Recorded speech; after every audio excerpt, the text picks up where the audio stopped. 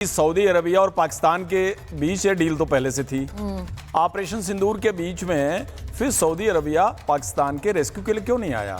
वो इसलिए नहीं आया कि भारत ने टेररिस्ट कैंप को चुन चुन के मारा। हमारी दुश्मनी पाकिस्तान के अवाम से थी ही नहीं और हमारी कभी भी नहीं रहती है।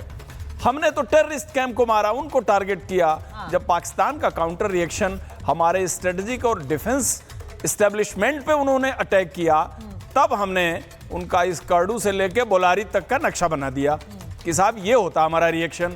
तो इसलिए सऊदी अरबिया नहीं आया, क्योंकि उसको पता था कि हम सिर्फ और सिर्फ टेरर इंफ्रास्ट्रक्चर को किल कर रहे हैं, न्यूट्रलाइज कर रहे हैं, ध्वस्त कर रहे हैं। इतनी समझ सऊदी अरबिया को है, और पाकिस्तान के साथ उसकी स्ट्रेटेजिक समझ है, तो सऊदी अरबिया का भारत के साथ भी कोई कम रिश्ता नहीं है। एग्जैक्टली दोनों देशों के बीच बहुत प्रगाढ़ संबंध है। दुबे जी, मैंने ये शुरुआत में बात कही। अब देखिए, जिस तरह से इसे प्रेजेंट किया जा रहा है, मैंने शुरुआत में ये बात की कि जिस तरह का अलायंस रहा है, इन्होंने हमेशा से मदद की है आपस में, लेकिन भारत के साथ सऊदी अरब का रिश्ता अच्छा रहा है। ऐसा नहीं है कि वो रिश्ता खराब हुआ है।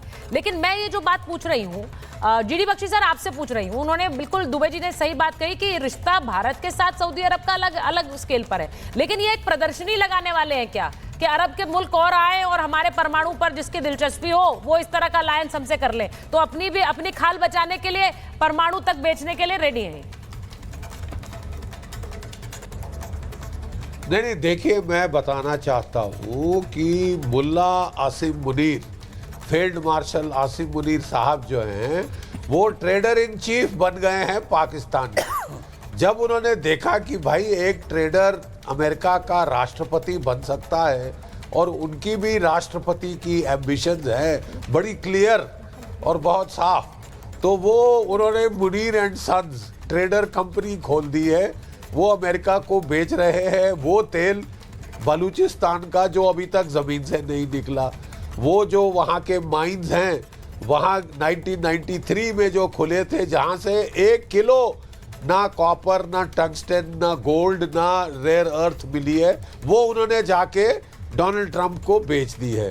फिर उनको लगा साहब ये बेचने का बड़ा अच्छा आइडिया है। वो कह रहे हैं ना कि मैं $1 ट्रिलियन की इकॉनमी बना दूंगा, है कि आर्मी चीफ तो मैं बाद में बनूंगा, पहले मैं ट्रेडर इन चीफ हूँ, ठीक है। और ट्रेडर इन चीफ के चलते अब उन्होंने सोचा कि अरे साहब न्यूक्लियर बम भी तो है बेचने को। अब वो साहब सेल्समैन बन गए हैं, वो ज़्यादा के गल्फ कंट्रीज में कि हमसे खरीदो न्यूक्लियर बॉम्ब्स फॉर सेल। साहब ऐसा तमाशा हमने नहीं देखा, सच्ची। मुझे सर हमने भी नहीं देखा, याकूब किसी ने नहीं देखा सर ऐसा तमाशा। लेकिन हमें शर्म आती है कि उन्होंने एक तो अपने आप को हिलाले जुर्रत दिलवाई, जो कि हमारी फौज में वो इक्विवेलेंट अवार्ड है महावीर चक्र, कैप्टन्स को मिलता है, मेजर्स कर्नल को मिलता है मैक्सिमम, ठीक है, for real fighting, hard fighting on the ground. अब मरियम बंकर में आप छुपे रहे, जो जब से वो 22 अप्रैल हुआ, आप मरियम बंकर में घुसे, निकले लड़ाई के बाद। एक तो फील्ड मार्शल बनवा लिया कायदे से। बाबर सिद्धू साहब को, जो कि एयर चीफ मार्शल हैं, कम से कम पाकिस्तान की एयरफोर्स लड़ी तो वो पिट गई, वो दूसरी बात है, लड़ी तो अगर किसी को बनाना था मार्शल तो एयर चीफ मार्शल सिद्धू साहब को मार्शल बनाना चाहिए। वो मार्शल ऑफ द एयर लगा रहे हैं सर। मैं एक बार मैं जरा बताना चाह रही हूँ, क्योंकि सर आज क्योंकि मैंने जो ये बात करी, पाकिस्तान ने एक परमाणु बेचने के लिए, उसको गिरवी रखने के लिए एक प्रदर्शनी लगा दी है, ये बात यहाँ पर डिस्कस हो रही है। लेकिन दूसरी तरफ ये परमाणु भी दांव पर लगा रहे हैं, उसको भी गिरवी रख रहे हैं, वहीं इज्जत भी गिरवी रख रहे हैं। ये हो क्या रहा है? मेरा सीधा मानना यह है कि कोई खेल स्पिरिट के हिसाब से हम कोई खेल भी नहीं खेल रहे हैं, हम अपना काम कर रहे हैं। लेकिन वहां जो होता है, अगर कोई मैच रेफरी, जरा विजुअल्स चलाइए जरा स्क्रीन पर, मैं जरा अपने दर्शकों को बताना चाहती हूँ, क्योंकि ये भारत पाकिस्तान का मैच हुआ, उसके बाद जरा क्रिकेट के विजुअल्स चलाइए। भारत पाकिस्तान का मैच हुआ और उसके बाद बिल्कुल सही कहा सूर्य कुमार यादव ने कि कोई खेल स्पिरिट से बढ़कर कुछ चीजें होती हैं। अब ये जो साहब खड़े थे वहां पर, मैच रेफरी, इनसे नाराज हुई पाकिस्तानी टीम। इन्होंने कहा हम इनके साथ नहीं खेलेंगे, हमें मैच में नहीं उतरना है, हम बॉयकॉट करेंगे इस मैच का। बड़ा हल्ला हो गया, अभी पाकिस्तान ने बॉयकॉट कर दिया मैच, पाकिस्तान नहीं खेलने वाला है। लेकिन उसके बाद थोड़ी देर बाद हम देखते हैं पाकिस्तान की टीम मैदान में आ रही है और खेल रही है। अब ये क्या हो गया? वो इसलिए हो गया क्योंकि कहा गया कि भाई 16 मिलियन US$ पे कर दीजिए, पैसा दे दीजिए और उसके बाद आप बॉयकॉट कर दीजिए, मत खेलिए। अब जब ये $16 मिलियन की बात आई तो फिर कान से धुआं निकल गया। फिर कहा नहीं भाई मैच रहने दीजिए, इज्जत जाने दीजिए, हम मैच खेलेंगे, हमें बॉयकॉट नहीं करना है। तो इज्जत से बड़ा पैसा हो गया।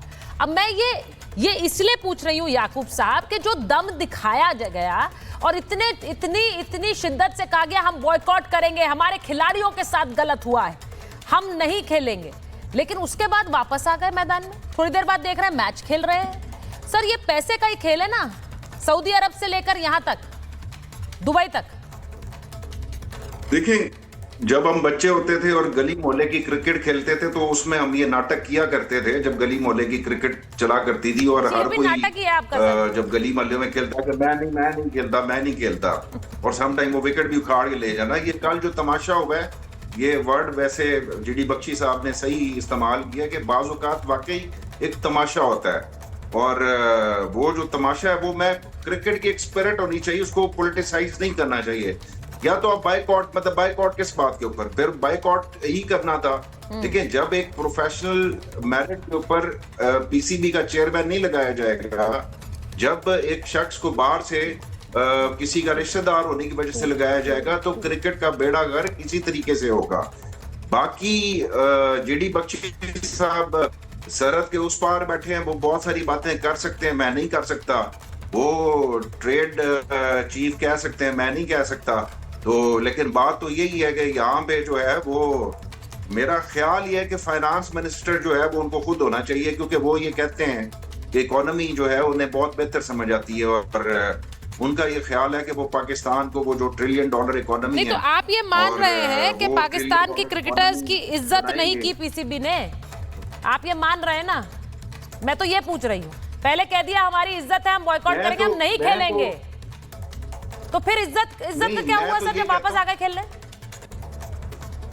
देखें, इस वक्त जो क्रिकेट का हाल है ना, मैंने कल भी ये बात की कि क्रिकेट का जो हाल है उसमें एक लेफ्टिनेंट जनरल को चेयरमैन पीसीबी होना चाहिए और किसी मेजर को जो है वो कैप्टन की जगह लगा देना चाहिए और कैप्टन को जो है और लेफ्टिनेंट्स को जो है नहीं देखिए मैं एक बार क्रिकेट का ये क्रिकेट का हाल हो गया पाकिस्तान। क्रिकेट का हाल ये हो गया पाकिस्तान में। आरजू जी, मैं इसलिए पूछती हूँ क्योंकि आपके यहाँ पर इतना हल्ला हुआ कि मैच हार गए, उसके बाद जो है आपको लगा पाकिस्तान टीम को कि कुछ तो हल्ला हमें भी करना पड़ेगा, तो हमने कहा कि हम नहीं खेलेंगे, हमारे साथ देखिए, हमारे साथ ये हुआ, हम नहीं खेलेंगे, मैच के मैदान में नहीं आएंगे। ये दाव उल्टा पड़ गया है, इससे तो और किरकिरी हो गई। बिल्कुल हुई है, लेकिन जाहिर है कि इन लोगों को जब पता लगा होगा कि इतने डॉलर पेमेंट करनी पड़ेगी तो उन्होंने सोचा कि किरकिरी जो है ये शायद हमें सस्ती पड़ रही थी। और ये तो अक्सर ही होती रहती है हमारी, ख़ास तौर पे क्रिकेट के मैदान में। और इससे पहले हमारे खिलाड़ी इतना ख़राब खेले, उसके ऊपर किसी ने स्टेटमेंट नहीं दिया, उल्टा शेक हैंड के ऊपर जो है लेकर और उस चीज़ को अटेंशन डाइवर्ट करने की कोशिश की गई जो बुरी तरह से फेल हुई। लेकिन क्या किया जा सकता है जब आप इस किस्म के मिनिस्टर्स रखेंगे जो 4 जगह लगा रखा है उनको, पीसीबी के चेयरमैन भी यही हैं, सेनेटर भी यही हैं, होम मिनिस्टर भी यही हैं, तो फिर जाहिर है यही रिजल्ट आना था। किसी को कोई खास हैरत नहीं हुई है। और जो ये वापस गए खेलने के लिए वो भी लोगों को पता था पाकिस्तान में कि ये खेलेंगे, ये यूएई से या किसी से भी। मेजर तूरी ने पहले से पता था ये खेलेंगे, वो कह रही हैं उन्हें पहले से पता था मैच तो खेलेंगे, ये तो सिर्फ दिखावा था, ये तो सिर्फ एक्टिंग हो रही थी, थोड़ा सा दिखाना भी पड़ता है देश के लिए कि भाई हम दब नहीं रहे हैं, लेकिन वापस चले गए। ऐसे ही है। मेजर तूर को मेरी आवाज आ रही है? मेजर तूर, आपको आवाज आ रही है मेरी? हाँ जी सुचारिता जी। हाँ जी सुचारिता जी, मैं इतना ही बोल रहा हूँ कि देखें, अब आप मैच खेल लें या कुछ भी कर लें, पाकिस्तान की पब्लिक ने खुद इनका पर्दाफाश किया है। वीडियोज आउट हो गई हैं, ठीक है, उसमें इन्होंने बकायदा अपने ही एयरबेसेस के नाम लिए हैं कि यहाँ पे हमला हो रहा है, बार बार हो रहा है। इन्हीं की वीडियोज हम भी पूरी दुनिया को दिखा रहे हैं, क्योंकि हमारे पास सिवाय सैटेलाइट इमेजरी के हमारे पास इनकी वीडियोज है जो पाकिस्तान की अवाम ने बना के सोशल मीडिया पे डाली है। नंबर 1। नंबर 2, इलियास कश्मीरी ने अभी परसों खुद ही डिक्लेयर कर दिया कि कितना इफेक्टिव वेपन सिस्टम हमने यूज किया है और हमने कोई भी फालतू सिविलियन का कोलैटरल डैमेज नहीं किया, हमने वहीं पे हमले किए हैं जहां पे आतंकवादी तंजीम मौजूद थे या जो वो घरों के इस्तेमाल करते थे।